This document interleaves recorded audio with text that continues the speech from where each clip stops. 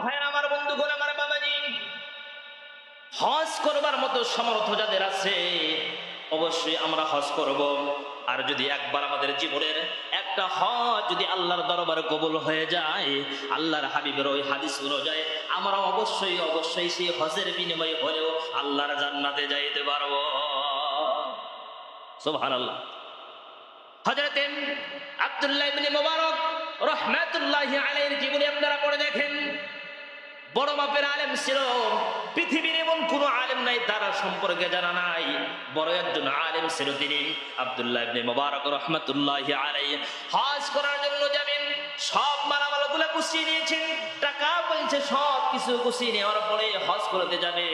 এমন সময় হঠাৎ করে তার 7 বছরের একটা সন্তান চোখের পানি ফালায়া ফালায়া কান্না করেন। এবার আব্দুল্লাহ ইবনে মুবারক রাহমাতুল্লাহি আলাইহি ডাক দিয়ে বলে, সন্তান কেন কান্না করো, কি কেন কান্না করো, বলো বলো। এবার সন্তান ডাক দিয়ে বলে, আব্বা জান, ওই যে পাড়ায় এক পাড়ার ভিতরে এক বাড়ি আছেন, ওই পাশে একটা বাড়ি দেখা যায়, ওই বাড়ির ভিতরে গোশত পাকাইতেছিল। ও আব্বা জান, ওই বাড়ির মালিকের কাছে আমি একটু গোশত চাইলাম, কিন্তু আমাকে তো গোশত দিলই না, না দিয়ে আমাকে ওই জায়গার ভিতর থেকে ঘাড় ধাক্কা দিয়ে আমাকে ওই জায়গার ভিতর থেকে বের করে দেয়। এই কথা শোনার সঙ্গে সঙ্গে আব্দুল্লাহ ইবনে মুবারক রাহমাতুল্লাহি আলাইহি বলেন, ঠিক আছে চলো। আব্দুল্লাহ ইবনে মুবারক রাহমাতুল্লাহি আলাইহি তার সন্তানকে নিয়ে ওই বাড়ির ভিতরে চলে গেলেন।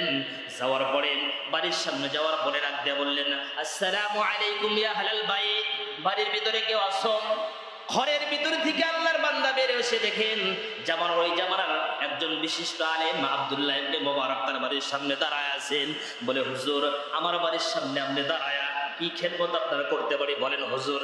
এই কথা বলার সঙ্গে সঙ্গে আল্লাহর বান্দা মুবারক রাহমাতুল্লাহি আলাইহি ডাক দিয়ে বলেন, আমি হজ করতে যাইতেছিলাম, প্রথমে তো হঠাৎ করে দেখলাম আমার সন্তানটা কান্নাকাটি করতেছিল।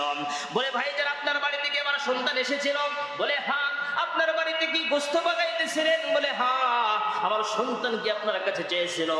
বলে, হ্যাঁ আপনার সন্তান চেয়েছিল। বলে, দিলেন না কেন জানতে চাই। এই কথা বলার সঙ্গে সঙ্গে আব্দুল্লাহ ইবনে মুবারকের কথা শোনার সঙ্গে সঙ্গে আল্লাহর বান্দা চোখের পানি ফালায়া ফালায়া কান্না শুরু করে দিয়েছে। চোখের পানি ফালায় যখন কান্না করে আব্দুল্লাহ ইবনে মুবারক ডাক দিয়ে বলেন, কেন কান্না করো, কি কারণে কান্না করো আল্লাহর বান্দা, বলো বলো। এবার ওই বান্দা ডাক দিয়ে বলে, হুজুর এই জন্যই কান্না করি, আজকে 3 দিন হয়ে যায় আমার বাড়ির ভিতরে চুলাতে কোনো আগুন জ্বলে না, বাড়ির ভিতরে কোনো খানা নাই, খানা পিনার কোনো ব্যবস্থা নেই, আমার বাড়ির ভিতরে চুলাতে কোনো আগুন জ্বলে না গো হুজুর।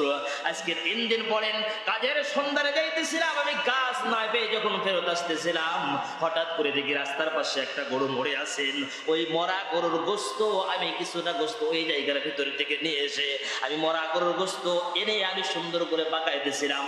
হুজুর আপনাকে চিনি, আপনার সন্তান আমি চিনি, আমাদের জন্য হয়তো 3 দিন হলো না খেয়ে থাকার কারণে আমাদের জন্য হয়তো ওই গোশতটা খাওয়া বৈধ হইতে পারে, কিন্তু এই জামানের একজন ধনী ব্যক্তি আপনি, এই জামানের একজন বড় আলেম হওয়ার পরে আপনার জন্য তো এই গোশতটা খাওয়া মনে হয় বৈধ হবে না। হুজুর গো আমি এই জন্য আপনার সন্তানকে বুঝাইতেছিলাম, কিন্তু হুজুর আপনার সন্তান বুঝতেছিল না। একবার দুইবার বারবার যখন তাকে বুঝাইতেছিলাম কথা যখন শুনতেছিল না, আমি তাকে ঘাড় ধাক্কা দিয়ে আমার বাড়ির ভিতর থেকে বের করে দিয়েছি। হুজুর আমি যদি ভুল করে থাকি, আমি যদি অন্যায় করে থাকি, আপনি আমাকে যেই শাস্তি দিবেন হুজুর আমি সেই শাস্তি মাথা পেতে নেব। এই কথা বলার সঙ্গে সঙ্গে আব্দুল্লাহ ইবনে মুবারক চোখের পানি ফালায়া ফালায়া কান্না করে। ডাক দিয়ে বলে, পথিক আমি হজ করবার জন্য যাইতেছিলাম, আমি বড় হজ করেছি, এবার নফল হজ করবার জন্য যাইতেছিলাম, জানি না আমার পাড়া প্রতিবেশীর ভিতরে এত অভাবগ্রস্ত একজন ব্যক্তি আছে, আমি তো বুঝতে পারি নাই। পথিক রে আমি হজ করতে যাব না, দৌড়াইয়া বাড়ির ভিতরে চলে গেছেন। বাড়ির ভিতরে চলে যাওয়ার পরে সমস্ত সম্পত্তি টাকা পয়সা যা ছিল সব কিছু আল্লাহর বান্দার কাছে স্বর্ণপর্ণ করে দিয়ে বললেন, পথিক আমি হয়তো আপনাকে অন্য কিছু দিতে পারলাম না, জানি না আমার এলাকার ভিতরে এত অসহায় দরিদ্র গরিব মানুষ আছে আমার জানা ছিল না, আপনি কাল কিয়ামতের ময়দানে মুসিবতের দিন আল্লাহর কাছে করার ভিতরে আমাকে দাঁড় করায়েন না। এই যে টাকা পয়সাগুলো নেন, কিছু টাকা দিয়ে বাজার সদাই করবেন, খানা পিনা ক্রয় করবেন, তারপরে আর কিছু টাকা যখন বেঁচে যাবে ওই টাকা দিয়ে আপনি একটা ব্যবসা বাণিজ্য করবেন। আর শুনে রাখেন, আপনাকে এই টাকাটা ফেরত দিতে হবে না, এই টাকাটা আপনাকে পুনরায় ব্যাক দিতে হবে না, আপনাকে আল্লাহর রাস্তায় আমার এই সমস্ত টাকাগুলোকে দান করে দিলাম। এই কথা বলার সঙ্গে সঙ্গে চলে গেলেন। 40-45 দিন পরে আব্দুল্লাহ ইবনে মুবারক রাহমাতুল্লাহি আলাইহির বন্ধু বান্ধব এসে বলেন, ও বন্ধু, তুমি হজ থেকে কোন দিন আসলা বলো। আব্দুল্লাহ ইবনে মুবারক ডাক দিয়ে বলে, না, আমি তো এবার হজ করার জন্য যাই নাই, আমি তো হজ করতে এবার যাই নাই, আমার টাকাগুলো একজনকে দান করে দিয়েছি। বলে, বন্ধু কি বলো, তোমাকে তো সব জায়গার ভিতরে সামনে সামনে দেখতে পাইলাম, যখন সাফা মারওয়া তফ করতে আমরা যাব, তাকাইয়া দেখি আপনি আব্দুল্লাহ ইবনে মুবারক সাফা মারওয়ায় আমাদের সামনে জিয়ারত করে। আল্লাহর ঘর বাইতুল্লাহ তওয়াফ করলাম, সেই জায়গাতে যাব, দেখি সামনে আপনাকে দেখা যায়। শয়তানকে যখন পাথর নিক্ষেপ করলাম, শয়তানকে পাথর নিক্ষেপ করার সঙ্গে সঙ্গে তখনও দেখলাম আপনি ওই জায়গায় আমাদের সামনে বসে আছেন। বন্ধু, আপনি কি বলেন, আপনি নাকি যান নাই? আব্দুল্লাহ ইবনে মুবারক রাহমাতুল্লাহি আলাইহি চিন্তায় বিভোর হয়ে গেলেন। হঠাৎ করে রাত্রে বেলায় যখন ঘুমায় আছেন, আবার আল্লাহ রাব্বুল আলামিন স্বপ্নের যুগের ভিতরে আব্দুল্লাহ ইবনে মুবারককে ডাক দিয়ে বলতেছেন, আব্দুল্লাহ ইবনে মুবারক রে, চিন্তা করিস না, তার বন্ধুরা যেই কথা বলেছেন মিথ্যা বলে নাই। আমি আল্লাহ রাব্বুল আলামিন তোর দানটাকে এত বেশি পছন্দ করেছি, এত বেশি কবুল করেছি, ওই জায়গার ভিতরে তোর দানের কারণে একটা ফেরেশতার মাধ্যমে একটা তোর চেহারা একটা ফেরেশতার আকৃতি ধরাইয়া দিয়া তোর সমস্ত হজের কাজগুলো আমি আল্লাহ তাআলা ফেরেশতা দিয়ে করে নিয়েছি। শুধুমাত্র তাই নয়, আব্দুল্লাহ ইবনে মুবারক এই বছর যতগুলো হাজিরা হজ করবার জন্য মক্কা নগরীতে গিয়েছিল, যতগুলো হাজিরা এই হজ করবার জন্য মক্কা নগরীর ভিতরে গিয়েছিল, তোর এই দানটা আমার কাছে এত বেশি ভালো লেগেছে, যার কারণে সমস্ত হাজিদের হজগুলো তুই আব্দুল্লাহ ইবনে মুবারকের কারণে সকল হাজিদের হজ আমি আল্লাহ তাআলা কবুল করে নিয়েছি। সুবহানাল্লাহ, একটু জোরে বল। এই জন্য আল্লাহর নবী বিশ্ব নবীজি সাল্লাল্লাহু আলাইহি ওয়াসাল্লাম বলেন, দুনিয়ার মানুষেরা যখন তোমার এলাকার ভিতরে থেকে কোনো আল্লাহর বান্দা হজ করবার জন্য বাইতুল্লাহ যায়, হজ করবার জন্য যখন বাইতুল্লাহ থেকে ফেরত আসে, ফেরত আসার আগেই বাড়িতে আসার পূর্বে তুমি রিসিপশনে যাও, ওই আল্লাহর বান্দাকে রিসিভ করে নিয়ে আসো।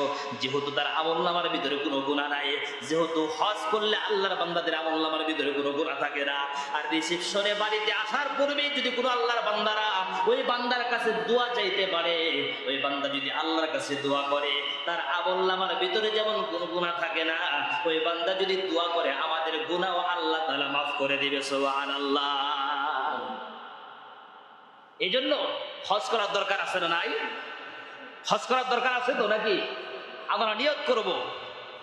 আল্লাহর হাবিব বিশ্বনবী সাল্লাল্লাহু আলাইহি ওয়াসাল্লাম বলেছেন, ইন্নামাল আমালু বিন্নিয়াত, টাকা পয়সা দিয়ে সব কাজ হয় না। ইতিপূর্বেও হয়তো আলোচনা শুনেছেন, যাদের টাকা নাই, পয়সা নাই, দিন আনে দিন খায়, অথচ আল্লাহর বান্দারা হজ করতে যায়। আর আমাদের এত টাকা পয়সা থাকার পরেও মাঝে মধ্যে বলি যে আমাদের বেটিটাকে বিবাহ দেই, তারপরে এই কাজটা করি, এই বিল্ডিং করি, সেই বিল্ডিং করি, তারপরে হজ করবার জন্য যাব। অতদিন আপনি বেঁচে থাকবেন এর কোনো গ্যারান্টি আছে? তারপরে এত লম্বা লম্বা আপনি ডেট কি জন্য দেন? আল্লাহর হাবিবের হাদিস থেকে একবারের জন্য আপনি ফলো করেন না?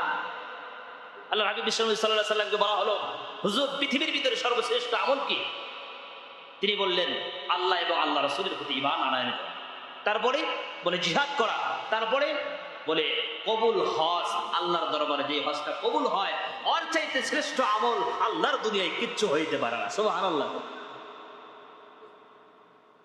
তাহলে সেই হাদিসগুলোর দিকে ফলো করি, একটু খেয়াল করি যে আমরা হয়তো ওমরা হজ করতে, আল্লাহর হাবিব সাল্লাল্লাহু আলাইহি ওয়াসাল্লাম বলেছেন, আল উমরাতু ইলাল উমরাতি কাফারা। যে ব্যক্তিটা ওমরা করে, আপনার বড় হজ করার সামর্থ্য নাই, ওমরা করেন, ওমরা করলে কি লাভ? আল উমরাতু ইলাল উমরাতি কাফারা, এক ওমরা তার পরের বছরের মাঝামাঝি এক বছরে যে গুনাহগুলো হয়ে যায়, এই গুনাহগুলোর কাফারা হয়ে যায়। সুবহানাল্লাহ। তাহলে আমরা চাইলে তো 1 লক্ষ টাকা 100 লক্ষ টাকা দিলে একটা ওমরা হয়ে যায়। আমাদের এই মহল্লার ভিতরে সব মানুষের 1-2 লক্ষ টাকা ঘরের ভিতরে সব সময় থাকে। টাকা থাকলেই কয় হুজুর জমি কেনা লাগবে, জমি কিনতে হবে। মনে করিয়েন না যে আপনি জমি কিনে হজ থেকে বেঁচে যাবেন। হজের নীতিমালাগুলো ভালো করে পড়ে দেখবেন। ওই ব্যক্তির জন্য হজ ফরজ যেই ব্যক্তির সম্পত্তি যতটুকু প্রয়োজন, ধরেন আপনার 20 মণ ধান বৎসরে লাগে, 20,000 টাকা লাগে, 1 বছর চলতে গিয়ে বা 45 দিন আপনার কাছে যদি ওই সম্পত্তি থাকে বা তার চাইতে যদি বেশি থাকে, 1 বছর আপনি খাইলেন বা 45 দিন খাওয়ার পরে যদি আপনার ওই সম্পদটা বেশি থাকে, ওই ব্যক্তির জন্য হজ ফরজ হয়ে যায়। অথচ আমরা 5 বিঘা 10 বিঘা 20 বিঘা বাড়ি গাড়ি করে বলি হুজুর আমার কাছে তো টাকা নাই, কি দিয়ে হজ করব। আল্লাহকে ফাঁকি দিয়েন না, নিজেই ফাঁকি পড়ে যাবেন। আর আল্লাহ তাআলার কাছে চলে যান। আল্লাহ নবী বলেছেন না যে হজ করলে তার দারিদ্রতা দূর হয়ে যায়, তার অভাব দূর হয়ে যায়, গরিবানা হালকে আল্লাহ তাআলা দূর করে দিয়ে আল্লাহ তাআলা তাকে ধনী বানিয়ে দেয়। এই হাদিসগুলো একটু খেয়াল করেন। কত টেকনিক আপনারা পদ্ধতি পালন করেন, কোন জমিতে কোন সার দিলে জমি ভালো হবে, ধান ভালো হবে, এটা ভালো হবে, সেটা ভালো হবে, ব্যবসার কোন টেকনিক ফলো করলে ব্যবসাতে উন্নতি করা যায়, লাভ করা যায়। আর আপনারা একটু আমলের দিকে খেয়াল করেন না যে কোন আমল করলে সোজা জান্নাতে যাওয়া যায়। এই চিন্তাটা আমরা একটু করতে পারি না ভাই। এই জন্য নিয়াত করি, এখন থেকে নিয়াত করি যে আল্লাহ যদি তৌফিক দাও, সামনে যেহেতু হজের মৌসুম, যদি তৌফিক দাও আল্লাহ অবশ্যই তোমার ঘর জিয়ারত করতে যাব। আল্লাহ তুমি যাতে তোমার বাইতুল্লাহ জিয়ারত না করে আমাদেরকে মৃত্যু দিও না। এবং নিয়াত যদি আপনি খাঁটি নিয়াত যদি করতে পারেন, আমি আল্লাহর ঘরে কসম হয়ে বলতে পারি আপনাকে মনে হয় আল্লাহ তাআলা ততক্ষণ পর্যন্ত মৃত্যু দিবে না যতক্ষণ পর্যন্ত আপনি আল্লাহ